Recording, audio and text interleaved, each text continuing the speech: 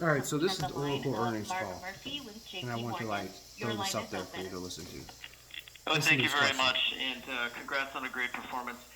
Larry, how do you envision the market transitioning from the AI training phase to the AI inferencing phase? There's some debate out there on whether we have an imbalance or a bubble on the front end of the curve because training is so compute intensive, and then perhaps it recalibrates differently somehow for the inferencing stage, which might be less intensive. Or do you see the potential for high growth kind of all the way through both of these phases? Well, a lot of people think that, oh my God, I send a kid to college and then I'm done. The training's over. I got 4 years of training, and then I can put the kid to work and they'll be doing inferencing. And that's not true.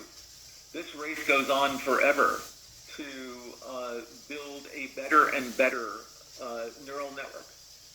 And the cost of that training gets to be astronomical.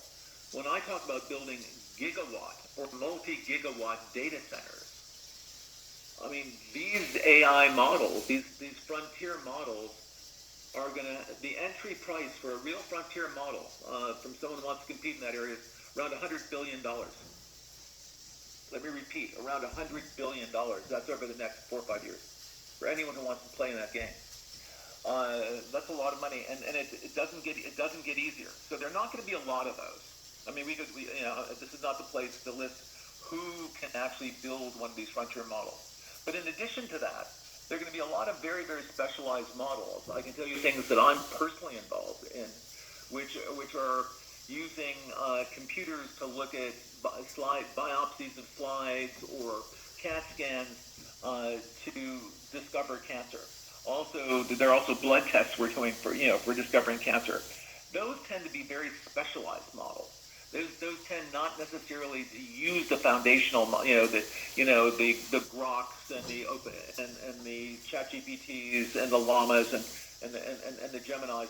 They tend to be highly specialized models, trained on image recognition and on certain data. I mean, literally.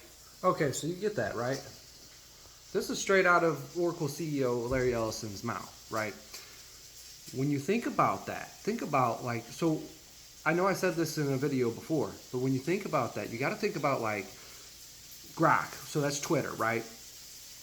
OpenAI, ChatGPT, Microsoft's Copilot, Amazon, Meta, Google, Oracle. You're going to have the United States because he said one nation state is going to be into this. And he said that's just the entry level, and they're not going to stop there, right? And then that's 7 or 8, right?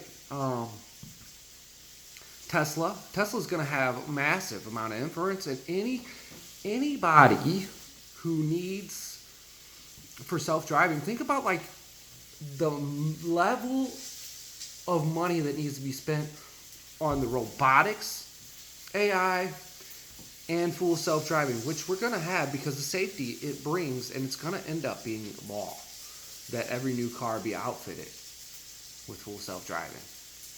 2 companies going to benefit from that, Nvidia and fucking Tesla, right? And so you got to think about these things. It's absolutely mind-blowing that think about that. If we add all these companies up, SpaceX probably, because the amount of satellites they have out there, they need that, right? So we got Twitter, Amazon, Oracle, Meta, Microsoft, Google, OpenAI. The United States is definitely doing it. Tesla, probably SpaceX.